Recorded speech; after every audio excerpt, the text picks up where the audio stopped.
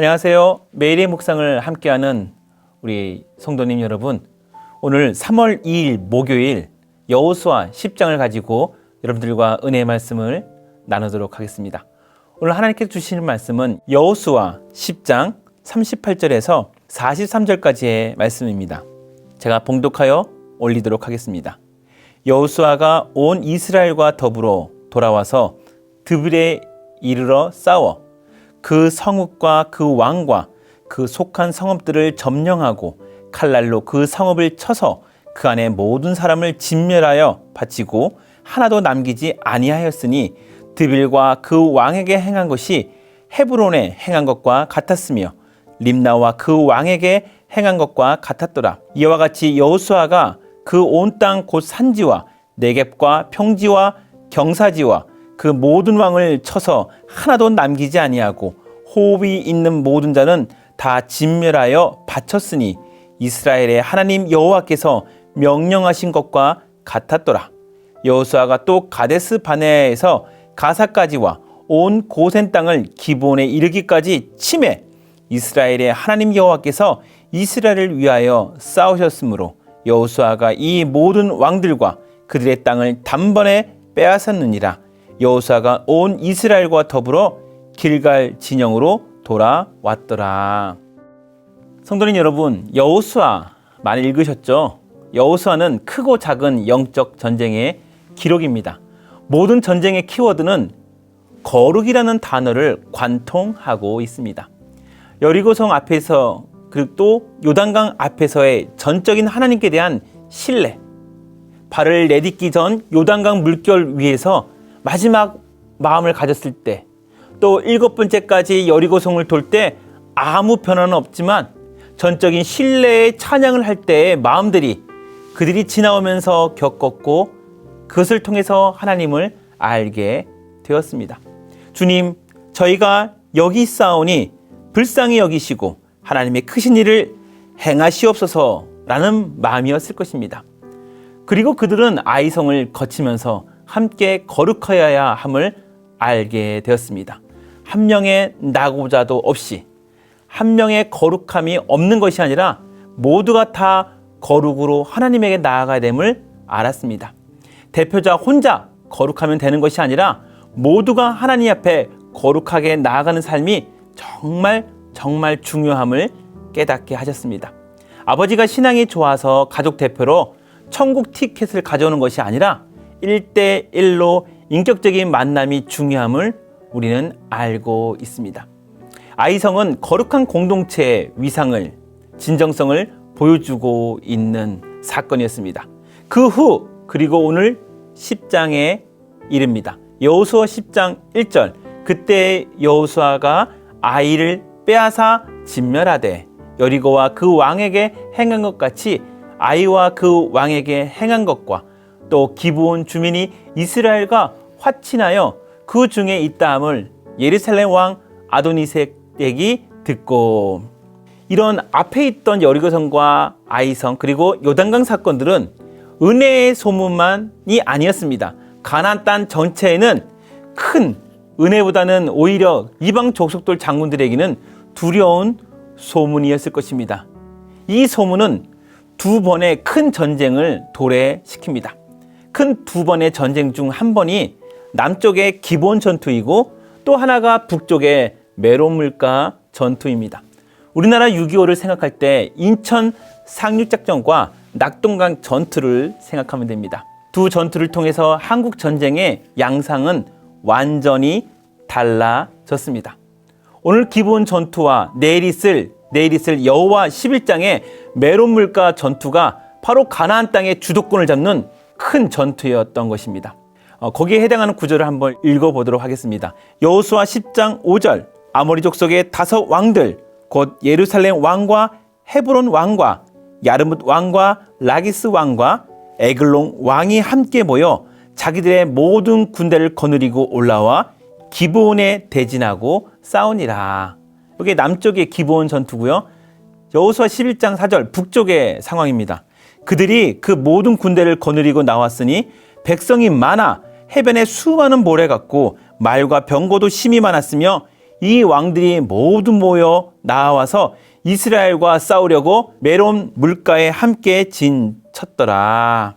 남쪽에서는 기브온의 큰 전투, 거기에 남쪽에 있는 많은 이방족들이 모여서 이스라엘과 전투를 하게 되고요. 여호수아 11장 4절과 5절에는 바로 북쪽에 있는 이방 족속들이 모여서 해변에 수많은 모래 같을 정도로 엄청 모였다고 표현하고 있습니다.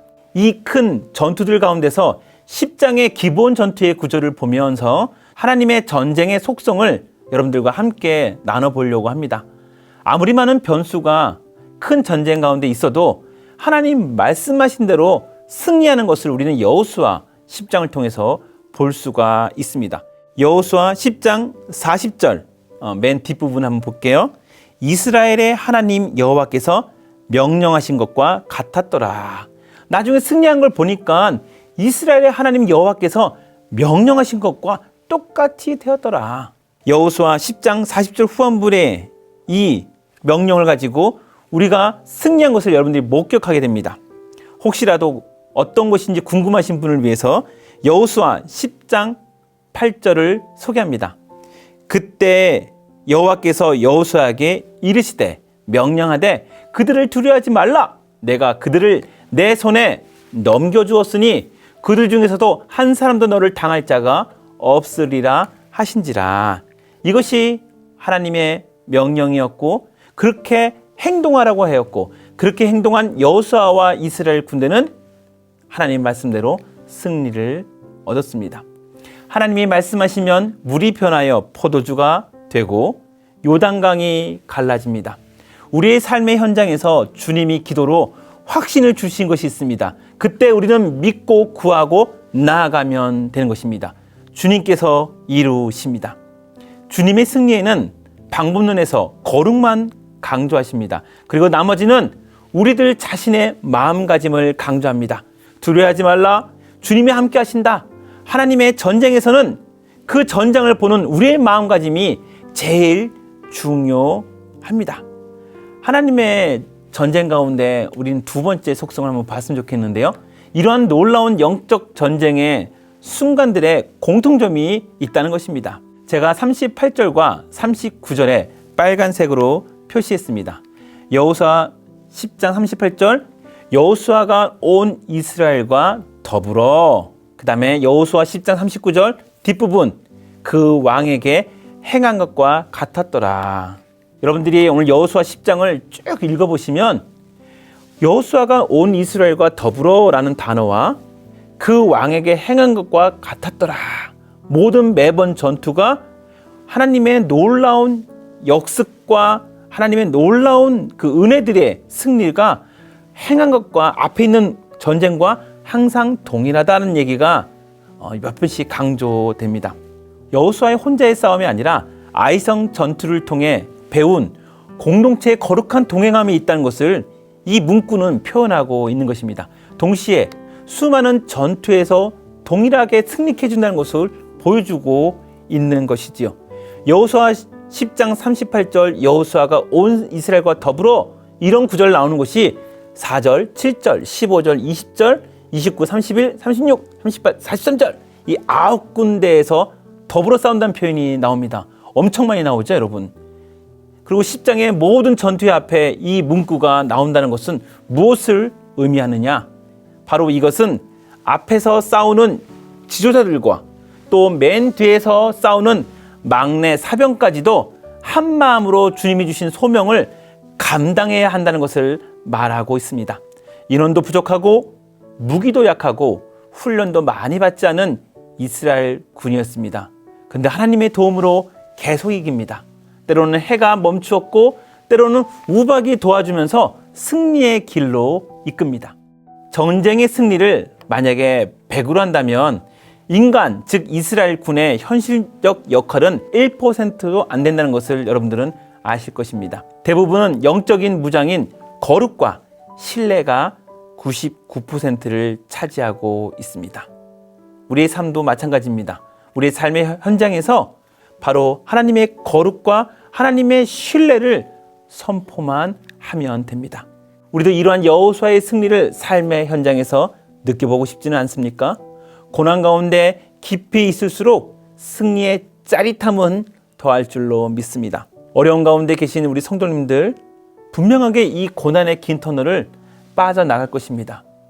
기도 응답의 끝이라고 해서 힘을 빼는 것이 아니라 아주 넉넉하게 가나안 땅에 들어가서 여호수아의 군대가 쭉 나가듯이 여러분들의 바로 이 어둠의 터널은 힘있게 지나갈 줄로 믿습니다. 모든 것을 하나님께 맡기면서 힘차게 처음과 끝이 동일한 영적인 힘으로 이 어두운 터널을 빠져나갔으면 좋겠습니다. 그리고 그 어려운 순간에 함께 있던 분들이 여호수아와 더불어 은혜의 승리를 이스라엘 백성들이 목격한 것처럼 나의 어려운 환경들이 은혜의 간증들로 변할 줄로 믿습니다. 나만 변화되는 것이 아니라, 나만 유익을 누리는 것이 아니라 옆에 있던 이웃 사촌과 직장 동료들이 예수 그리스도가 우리의 삶의 주인임을 아는 기회가 되었으면 좋겠습니다. 이러한 삶의 영적 승리들이 늘 여러분들의 삶 가운데 일어나시기를, 하나님의 전쟁이 여러분들의 삶 속에서도 계속 일어나시기를 주님의 이름으로 축원드립니다. 기도하겠습니다. 전능의 하나님, 우리는 문제의 크기와 깊이에 함몰되어 나아갈 방향들을 잃을 때가 많습니다. 문제보다 크신 하나님을 잊지 않게 하시고, 나 개인뿐만 아니라 하나님의 은혜의 간증을 주위 사람들과 함께 나누기를 원하신다는 이 주님의 마음을 알기를 원합니다. 여호수아 10장의 땅의 정복만 보지 말게 하시고 하나님이 임마누엘의 하나님으로 함께하는 것이 더 소중한 교훈임을 잊지 않게 하옵소서. 예수님의 이름으로 기도하옵나이다. 아멘.